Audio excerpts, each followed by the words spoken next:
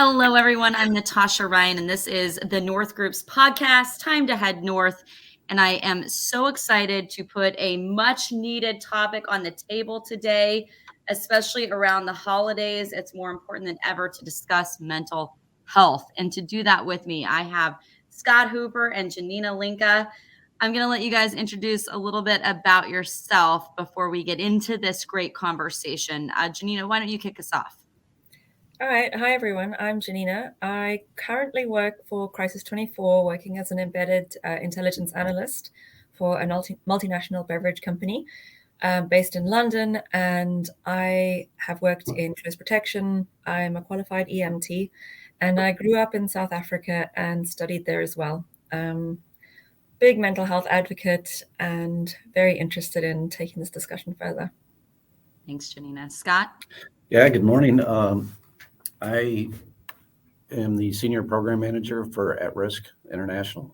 I currently sit on an embedded team in Seattle. 15 years in the military, 2 tours in Afghanistan, and I was a cop for about 4 or 5 years. And then I moved out to Seattle. I've been out here since 2012. Nice. Okay. And of course, I'm the VP of Communications, hence the podcast hosting. And I would like to point out, Janina and I were chatting. If you're watching, this is not a virtual background. This is what it looks like right now. So that's why I put the camera this way to frame the beautiful winter wonderland that is north of Seattle right now. So to give our listeners and viewers a little bit of a background, if you didn't make it to IPSB in Vegas this year, Janina took the stage and by far was, in my opinion, one of the most talked about panelists there, because she put a spotlight on mental health within an industry that typically hasn't openly talked about mental health and the devastating effects that can happen when you don't treat mental health or get help for yourself when you're struggling. And when Janina spoke, it was all eyes, all ears on. You were vulnerable. And I think that was so appreciated, just the authenticity of what you were saying and the openness to what you've gone through. And so, the winter wonderland's beautiful. Obviously, I am serious about it being the holiday season. While a lot of us are sipping eggnog, singing Christmas carols, it can be pretty triggering and traumatic for people that are struggling mentally. So I think this is the most opportune time to have this conversation. So, Janina, first and foremost, I want to hear, why putting this topic out there is so important to you. Why are you getting up on the stage talking about it? So I need to give the credit to Chris Story from the board of directors of the board of the IPSB. He invited me to speak about this because I had been chatting to Chris and Chuck and Kristen Lennertson about my own mental health, my journey for a while now, since I did the podcast with them on Conversations in Close Protection. And he invited me to come up and talk because he thought I'm open and available to talk about my story. I have no qualms in putting myself out there. And he and the IPSB team identified that it is one of the most pressing issues in our industry. And I know that I'm not alone in dealing with my own issues, but I also know that there are groups and hubs of people out there who are dealing with it themselves or in small groups as well. And by bringing it to the foreground and talking about it and removing the stigma and the shame and just talking about it as if it is a normal thing, which it is, we can just overcome it and move forward, because it is a basic issue which affects us inordinately and I think holds us back as a group of professionals. So I didn't think this would be the hill I would die on, but because I have experience with it and because I'm passionate about helping other people and professionalizing our industry, I'm very happy to talk about it and share what I know. And I know not everybody's trauma comes from the same place, but I think when we see other people be vulnerable, our compassion is ignited and we can stand together against something that affects all of us to some degree. Scott, as a man in the industry, it's no secret a lot of EP guys, especially, they feel like they need to keep up this persona of nothing can affect me, strong warrior type. Are you seeing more men put this on the table as well? In a roundabout way, yes. And when we do medical training, we talk about TBIs a lot of times. A lot of folks in our industry have done 4, 5, 6, 7, 8 tours in Iraq and Afghanistan. They've been blown up a ton of times, loud explosions next to themselves. Yeah, it's being discussed, but in a roundabout way of traumatic injury. I think it's just now starting to come into light now with groups like VETS, Veterans Exploring Treatment Solutions. What's happening is there's small groups like Janina's saying, there's small groups that are starting to say, okay, enough's enough. Mm-hmm. We need to do something. There's a lot of talk with,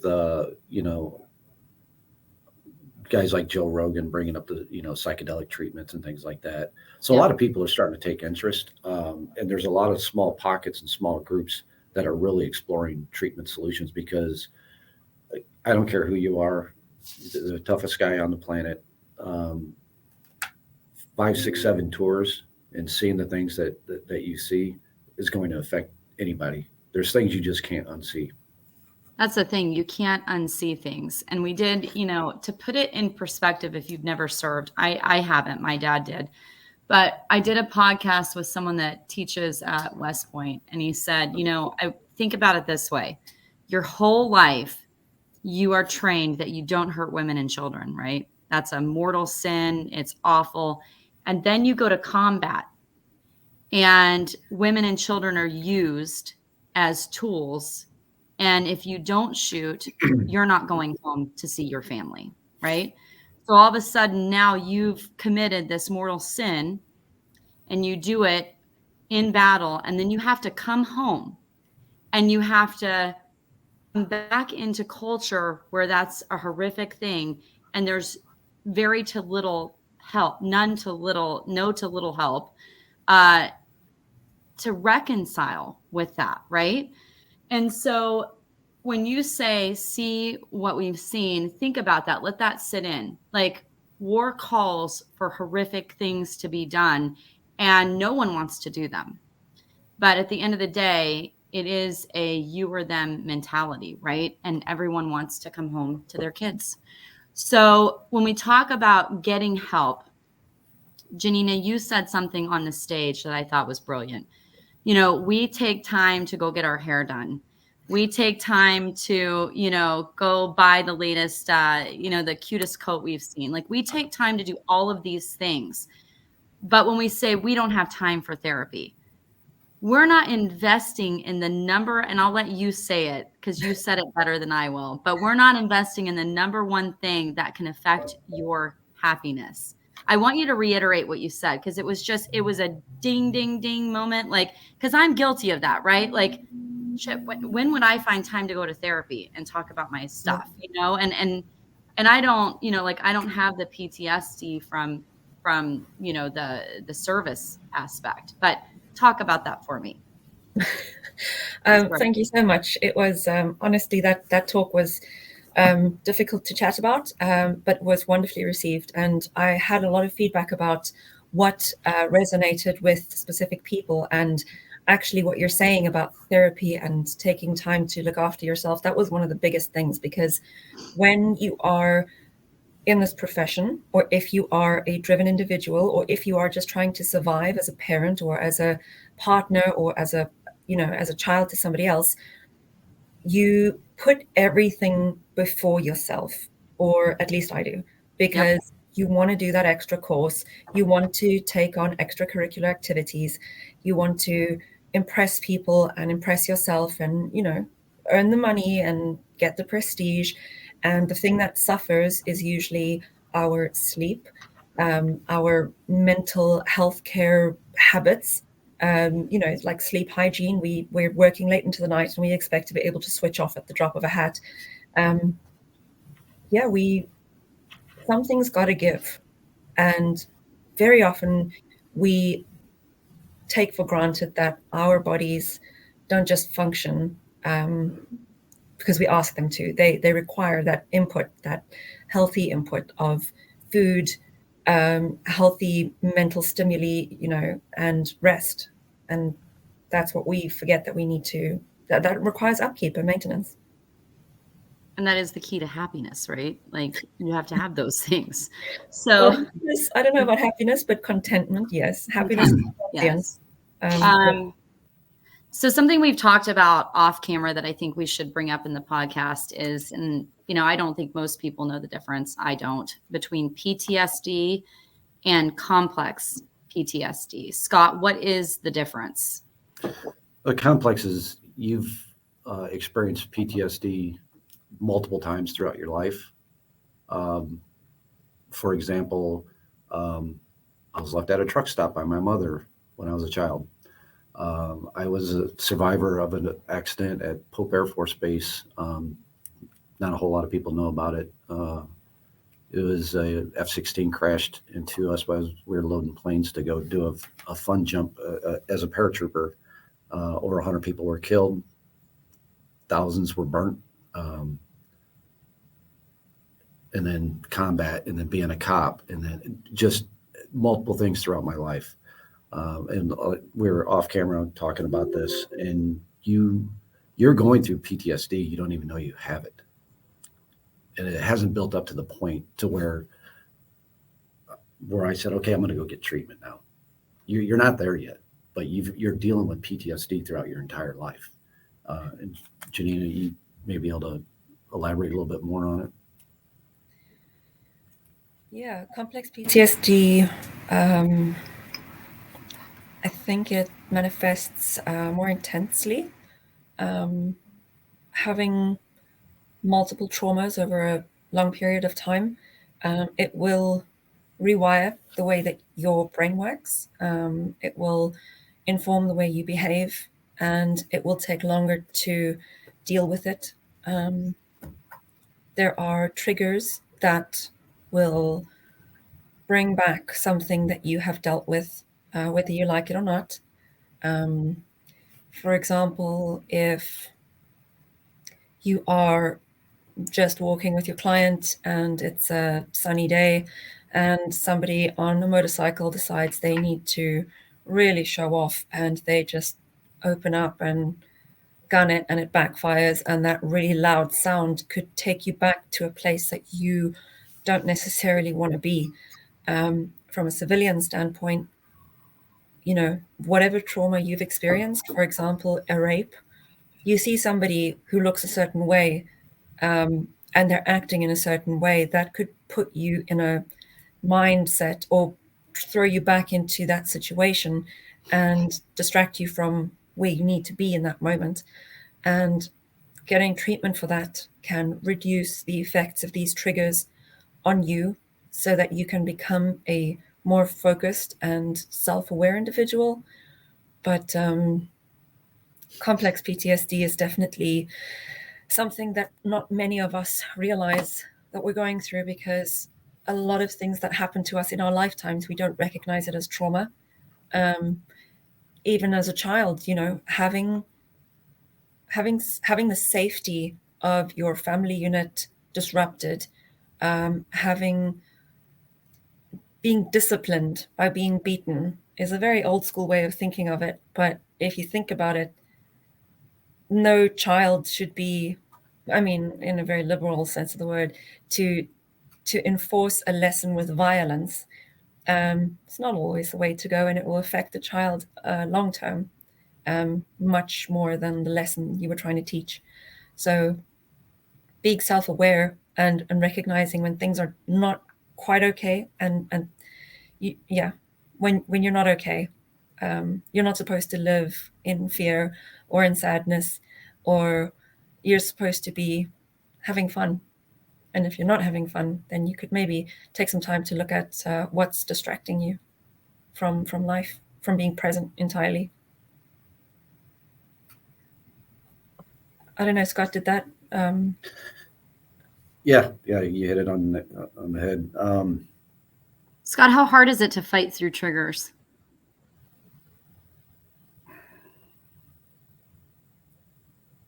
Everything's situational.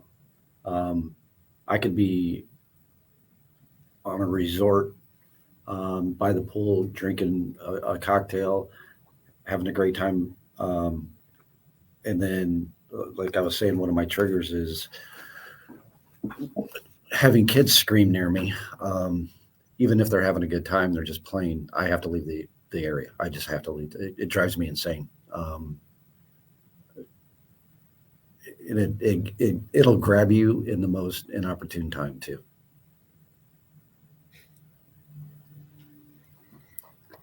So, yeah, it's one of those difficult things, and especially when you're working, and like Janina was saying, when you're with a principal, or you're on a detail doing halls and walls, there are certain times that you just suck it up and deal with it at the time. But it will for sure grab you, and you're like, oh, crap, here we go. You know, the reason, Scott, you and I talked about you coming on, and I want to jump into this because the treatment aspect, when you were talking about what we're about to go into, I was mind blown, right? So once you make the decision, okay, I'm struggling and I need to get help. Scott, what was your journey like to find that? I give a little bit of credit to my wife. Actually, I give all the credit to my wife. She's like, go get help or I'm leaving you. Yeah. Which is usually what happens, right? Yeah. Yeah. She pushed me. But then when I brought the solution to her, she was like, oh, hell no, you're not going to do that. And I'm like, well, for me, saying words isn't fixing anything. Sitting down with the traditional therapist wasn't going to work. The tap therapies they were suggesting I do, and none of that was going to work. So what I did is I went and I found something that was legal, something that was safe, but I needed help immediately. So I did ketamine assisted therapy, which is a psychedelic. It was 6 weeks with therapist sessions before and after the ketamine treatment. And it was amazing. It was absolutely amazing. From the very first session I had, the weight of the world was lifted off my shoulders. Talk about what a session looks like, because I have no idea. Yeah. So I have to go the day before the ketamine treatment. I have to go sit with my therapist and we talk about what I want to get out of that session, an intention. So that is going through your mind prior to getting the IV and the ketamine hitting your system. So you're thinking about that, and you're listening to music, and you got a blindfold on, so it's completely dark, and you're just into the treatment itself, and you're thinking in your head, what your intention for today is going to be. And it's funny, I go back to my last session, and it was going to be my last session, so I wanted my intention to be long-term healing. So the ketamine kicks in, and psychedelics are the most amazing thing I've ever experienced, because it will show you the problem and the solution. And when I went into that last session, it took me back to 8 years old. Crazy. I hadn't thought about that. I literally took that experience and blocked it, put it in the back of my mind, and I hadn't even thought about it in 30 years. But the ketamine said, no, if you want long-term healing, start there. Wow. I didn't even explain it to my therapist. I had forgotten about it, and I'm like, oh shit, I need to tell you something. Isn't that crazy? So how long ago was the last treatment? 6 months ago. Okay, so what was life like prior to treatment, and what has life like been post-treatment? Yeah. And Janina, tell me if you had these, if this is a like experience for you. I was in a very, very dark place and I couldn't get myself out of it. Like really dark. I would wake up uh, raging for no reason, just raging. And I couldn't figure out what was going on. I didn't want to talk to anybody. I didn't want to socialize. Um, my wife called me the basement troll because I stayed in my man cave all the time. And then once I did the treatment, like I said, the way the world was lifted off my shoulders, and my wife tells me I do things now that I never used to do before. Having, Like what? having random conversations with people. If she asked me to do something that I absolutely hate to do, I would just say, absolutely not. I'm not doing it. Now I'm like, okay, let's go.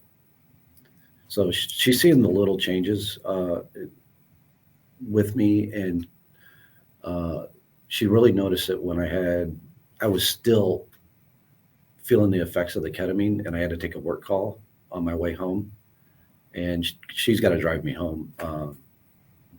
But she goes, "That was the most craziest conversation you've ever had that I've heard you had. It was so clear. It was very thought out."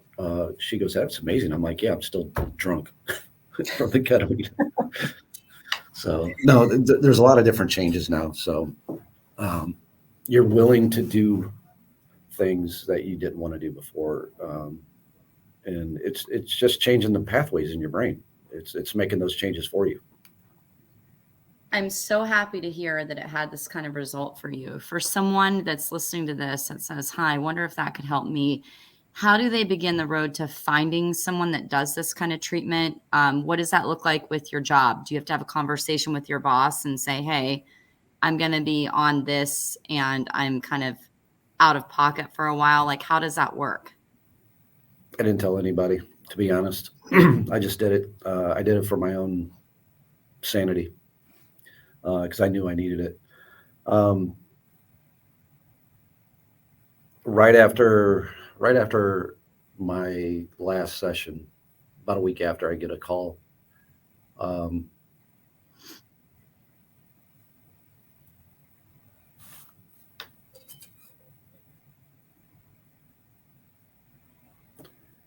Go ahead. Take a minute. Janina, hearing Scott's experience, what was your experience with treatment like? What route did you choose? Oh gosh, so my anxiety and depression resultant of the traumas that have happened from childhood onwards. I sought out treatment when I was about 16 or 17. I kind of took my mum's antidepressants that I found and tried to self-medicate. And then at a later stage, I found a psychologist and a psychiatrist, and they put me on pharmaceutical drugs, which took forever to find the right combination because everybody's brains are so different. You have to find the right combination. And then cognitive behavioral therapy and talk therapy. And I was actually in therapy when I tried to commit suicide the second time, I think. And then I found that I was shying away from these traditional treatments that didn't work because I was finding no relief. And in fact, talking about it was a matter of re-traumatizing yourself. And eventually, as you kind of decide not to go down the "I cannot exist in this world" and take yourself out of the picture, you try and change the way you exist in the world. So I kept on researching treatment methodologies, and then eventually I came across the EMDR, which is eye movement desensitization and reprogramming. And that is a treatment that is generally used in PTSD. You don't have to talk about your your problems, you literally allow the therapist to guide you through a series of actions, and it will allow the body to subconsciously process the trauma and the feelings associated with that trauma as it comes up. And I found that was really helpful, because it was unlike talk therapy with the psychologist, where they open up a can of worms, and then after an hour, they're like, oh, okay, time's up, you got to go. And you're left with this like bag full of worms. You're like, I don't know what to do with this now. Yep. EMDR was opening it up, delving, shoving around in that bag, and then very nicely closing it up so that you can leave that session and go away and be a functional adult. And EMDR for me as a trauma therapy has really been incredibly helpful. I'm still on my antidepressants. They have pretty brutal side effects, because the medication I'm on is only supposed to be a short-term usage, but because it works so well in like synergistically, I don't really want to go off it without finding a new treatment method. So talking to Scott and hearing his experiences with ketamine makes me hopeful that there will come a time when I'm ready, and when there is a psychotropic medication and treatment available to me, that I can eventually leave this drug away. Because I'm thinking the route to depression and the route to anxiety stems from an event, a traumatic event or otherwise, that has changed the way your brain is wired. And in order to renormalize or reprogram that and get because when your brain stores trauma, it's dissociative and it's in different parts of the brain, and it cannot form a story. So reordering the brain using psychotropics is my next goal. And it's scary, because the brain chemistry is so fragile, and I don't want to mess with it too much. But Scott's story has really been inspirational. How hard is it to find someone that does that, Scott? Actually, it's not hard at all. More and more states are starting to bring psychedelics into the realm, and the VA is also doing it as well in short little, or it's dependent on the individual and the state. So there's companies like Mind Bloom, they'll ship ketamine right to you, and then they'll get on a conference call while you're on it, make sure everything goes well. I had a therapist in the room. I had 2 nurses, and they had me hooked up to an EKG to make sure everything was safe. And the first time around, they did go a very low dose just to see how your body's going to react. Yeah. And then they ramp it up after that. But I'm finding more and more states are starting to open up and accept it. You're not going to get the ayahuasca or psychedelics like that in the United States just yet. I just heard, I can't remember what state it was. They're starting to introduce psilocybin, and I think in Washington State, psilocybin's legal. That's just a mushroom. Yeah. But licking frogs and stuff like that, that's still not legal. Is it expensive to get this kind of treatment? Yeah. To be helpful, if you're going to look at it, call your insurance company. They will pay for the IV, the nurses, the EKG. They'll pay for a portion of it, but they won't pay for the ketamine yet. And it depends on your insurance company. Each insurance company is different, and they will work with you to cover it. It is around six grand for me. Okay. But your insurance will cover a portion of it. Okay. Like I was saying earlier, about a week after I got done doing my session, I had a really good friend commit suicide. I'm sorry. He was experiencing the same things I was.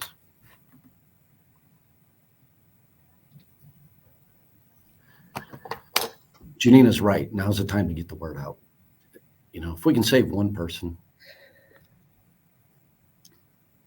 And it's so hard to hear that news and watch that. So now that you've been on the other side of the treatment, I mean, the passion inside of you to get the word out and help more people struggling, I mean, it just must be so much more amplified, right?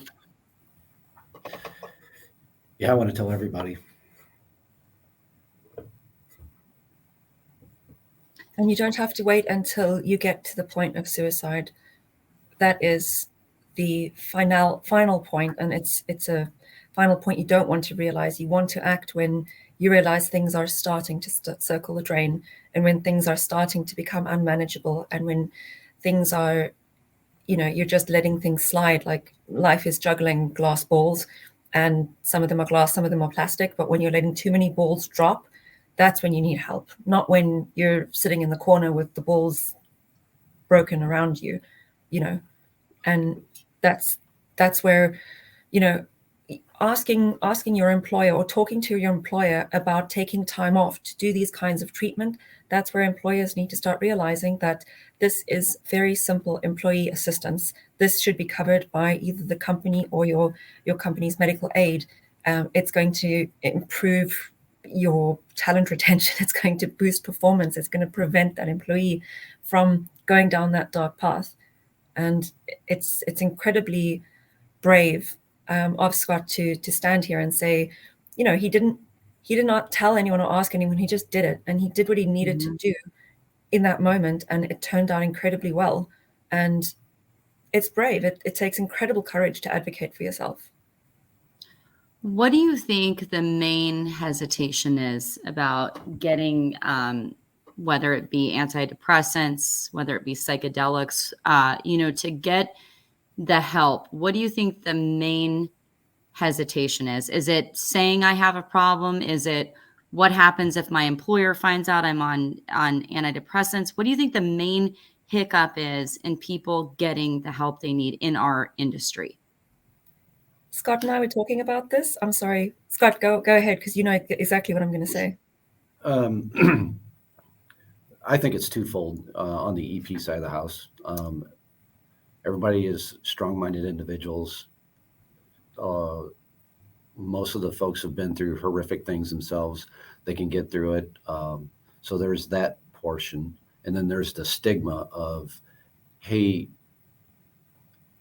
I'm taking an antidepressant and I'm carrying a gun, and I have my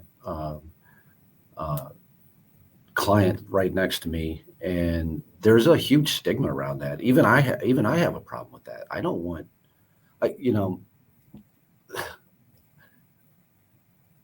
if I know somebody's on a substance, even though it's helping them and it's not affecting their lives one way or another, there's a stigma of the principal's right next to me. I have to protect the principal, and I know this guy or girl is on this. I don't know if I want them in that situation. So there's a stigma around that.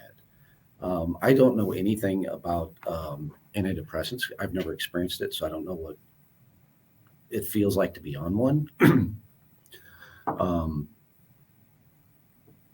Janina, why don't you talk about that? Yeah, there just needs to be a discussion around that. Yeah, why don't you talk about what it does, what it feels like, if it changes your ability to react in situations?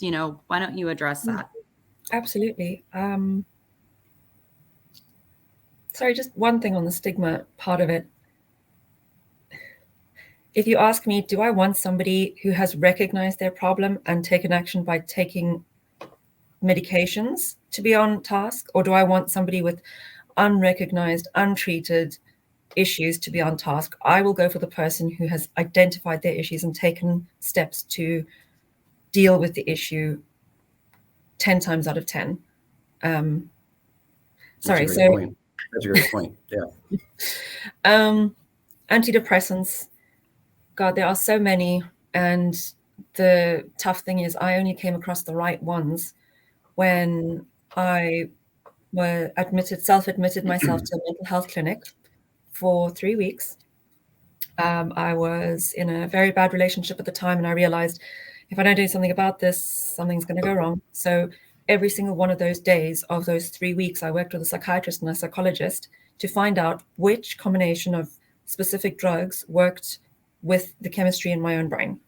And I know that it's not an option for everyone, But taking drugs is taking pharmaceutical grade drugs to treat mental illness.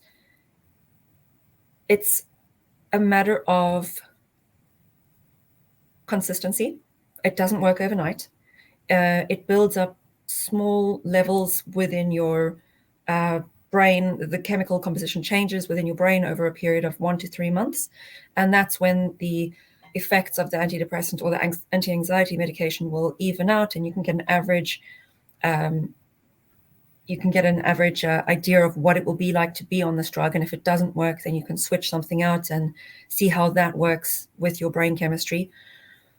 If you don't take the drug for a day or two, it's not going to matter. But after 3 days, you can start feeling a change. It does take a while until you find the right combination for you. And I think it was Desi Maynor on the podcast who said consistency is the best attack on resilience. And to be consistent in your pursuit of getting better, no matter what you use, that is the best way to go about it. And if you need to get pharmaceutical drugs to sort out yourself in this immediate moment, then be consistent in finding the right thing. Don't be afraid to trial and error a bunch of different drugs under the supervision of a psychiatrist to try and find the right one. It's sometimes hit and miss, but when you get the relief you need, you realize that you can see in color again. You wake up not wanting to not exist. You look forward to something else besides the next meal. You don't look at every high building as an opportunity. You start having relationships that mean something. They're not for someone else, they're for you. You don't sacrifice yourself for somebody else's happiness. Being on antidepressants for me has meant the desire to make a difference and to create a legacy and to be something to somebody or to some other people besides myself. And it's also I recognize it's not a long-term thing, but it's definitely helped me in the midst of a crisis to survive long enough to make a long-term plan to get out of that crisis later. When you talk about the drugs being trial and error, just from personal, past situations that I've had, I found that to be with therapists too, right? Not every therapist is your therapist. Like, that's trial and error too. There are people that specialize in different things, and you may have to try on a few before you find someone that can actually help you. I want to go back. You said you don't see every high building as an opportunity. I want to talk about this because, again, that when, we see suicide, we see it in our veteran community, and it's heartbreaking. And sometimes people have a comment like, man, they had kids. That's so selfish. How could they do that? Right. So I want to bring people to a point of understanding what it's like in those moments where you see that high building and you think, I can't do this anymore. Like, what is in your mind at that moment? Janina, you are a suicide survivor. What was going through your mind in the moment you attempted? And I know this is a dark place, and if you don't feel comfortable going back there, I'm totally understand. But I want to try to get people that are maybe a little critical and judgmental to understand the point of desperation someone's at when they make that attempt.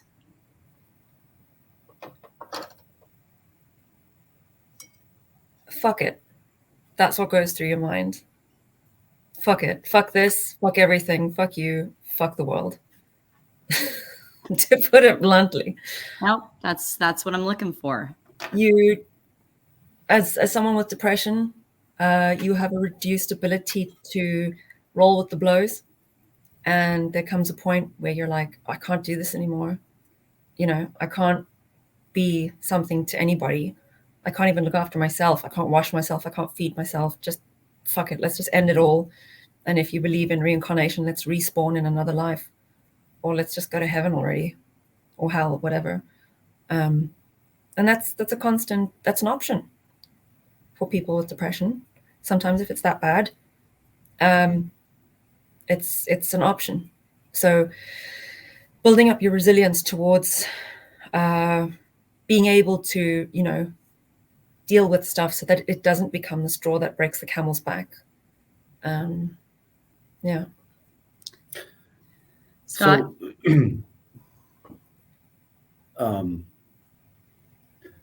my friend that committed suicide, when I was at his wake, I was talking with his wife, and they were having the same conversations me and my wife are having. The same exact conversations. And I kind of look at that twofold of I wasn't there yet, but he was, and he had two young boys. But he was at that point, and it was just mind blowing to me that they were having the same conversations we were having, and he was just at a different level than I was. He was at his end, and what gets me, and the reason I want to do this now is, if I could have talked to him 1 week earlier and let him know about my experience, it may have saved his life. It gave him another option, another out than suicide. So that's my regret. I hope you don't carry that with you, because you're doing. It helps doing this. Yeah. To get the word out to the community. Yeah. And then I want, again, everyone to hear this. When you're in that state, you don't even have the ability to wash yourself. This is, I want to talk about this, because when I went, again, I'm not comparing myself to what anyone saw in a war zone, right? I can't do that. I don't know what that's like. But what I can talk about is the trauma of a really nasty divorce. And I did go through that. And I was at such a low point, fighting for my kids and battling, this awful mess. And I remember just the ability to get out of bed and take a shower felt like you were moving the seas. I mean, it just felt like, can I get that done today? And I remember my therapist said, Natasha, I know it sounds stupid, but I'm checklist oriented. I like a checklist to feel accomplished at the end of the day. And she said, put brush hair on the checklist, take a shower. And I went, that's so stupid. Everyone can do that. Like, that's not an accomplishment. And she was like, in what you are dealing with in your state, it is an accomplishment. It's self-care, put it on the list. And I literally, for weeks, checked off take a shower, checked off brush my hair. And so there is, I think people need to understand that point, that lack of ability to do the normal things when you're in a depressed state, right?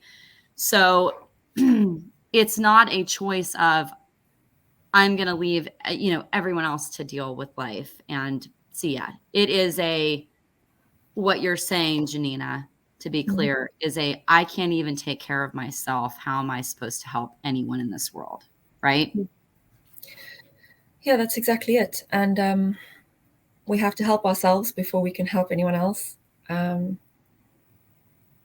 definitely think that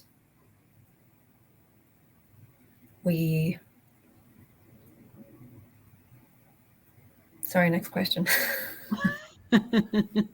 You're fine. So Natasha, when you're talking about getting the word out and everything else,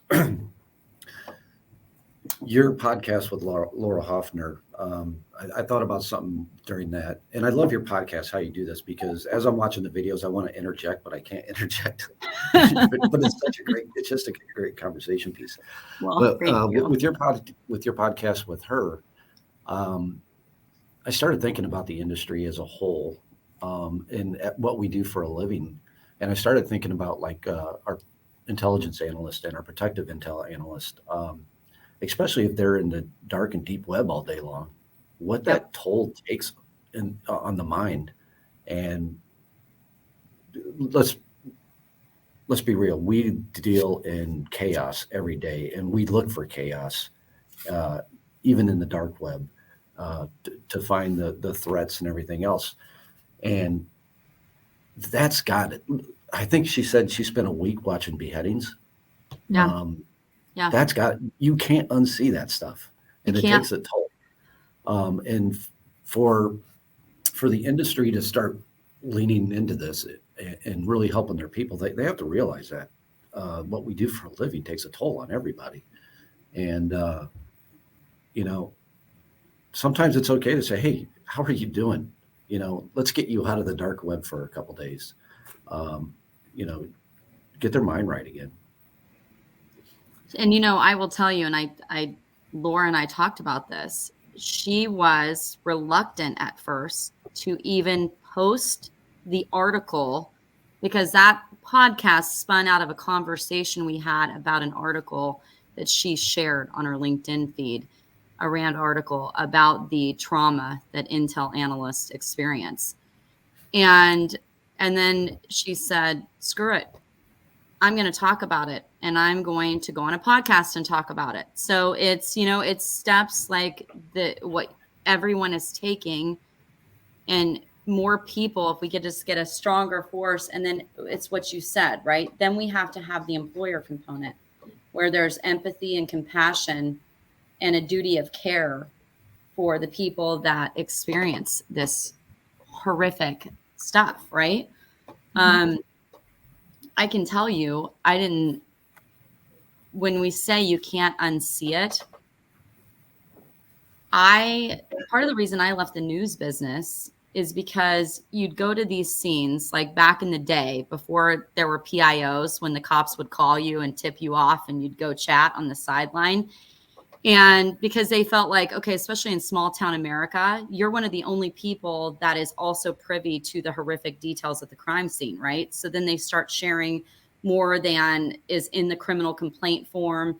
And while I saw murder scenes and bodies, you know, the stuff about kids, especially for me, like reading what happened in detail and then hearing the cops talk about it, I didn't even, you know, there were crime scene photos, but I typically didn't go that route. I couldn't, you know, but even envisioning it in my mind, like how you envision a book and the characters, and seeing that faux scene that I painted just from reading the details stayed with me for decades. And I didn't even see it or commit it. And I just can't imagine the pain of having to actually see the site, right? Like the actual scene. So from an outsider perspective, knowing everything that the community does and the sector does, my deepest hope is that there is an acknowledgement of what folks do in this industry is hard. It is hard on the heart. It's hard on the mind. And if you need help, there are so many people. If you don't know, I always say, if you don't know who to reach out to discuss this, anyone that's been on these podcasts will help you. Janina will help you. Scott will help you get to the right person. I will help you. Steve Hernandez, my CEO, will help you. Laura Hoffner will help you. Anyone will help you if you reach out, you know, to get to the right next step. That's all any of us want, is for you to reach out, acknowledge I'm suffering, and then let's move forward and help you get the help you need. Any closing thoughts or anything else you want to add before we call it? Yeah, I think it's important to look at the workforce, EP protectors, employers, everybody as individuals. Sometimes the trauma that we experience is not necessarily one that we cannot forget, but one that our minds shuts off because it was so much, and we behave and act in a way that we don't know is informed by our previous traumas. The mind is an incredibly complex organism, and we have to be careful with it, and we have to rely on the strength of it, and we have to rely on our own resilience and believe that we can get through anything, because even if we don't see it in the moment, we can. And we are our greatest enemy and our own greatest cheerleader. And how you show up is a decision that you make every single day. And one thing that I live by is the phrase, you can do hard things. You can get through this. You can get through anything. You can do hard things. Yeah, that's it from me, I like really. that. You can do hard things. And there is light at the end. There is light at the end. Always. Scott? Yeah. So on top of the therapy, I did a half-century checkup with labs and all that stuff. And I started putting the pieces together. Is the mind and body worked together. And I was finding things in my labs that was contributing to a lot of what was going on in my mind.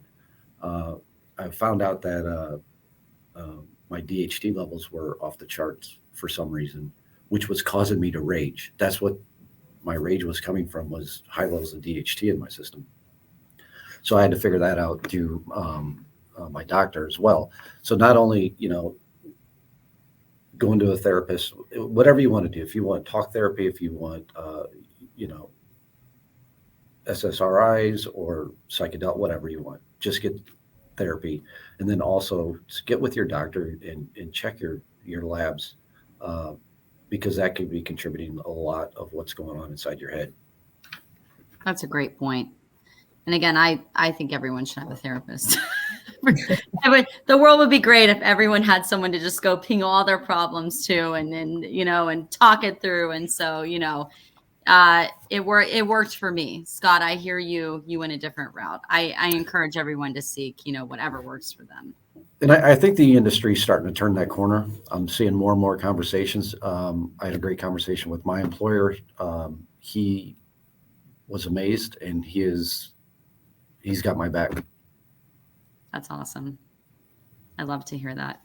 Hey, I can't thank the two of you enough for once again being vulnerable, being real, putting it out there. Having this conversation is so important to just empowering other people that were in the spots you were in, reach out for help. So that is our goal.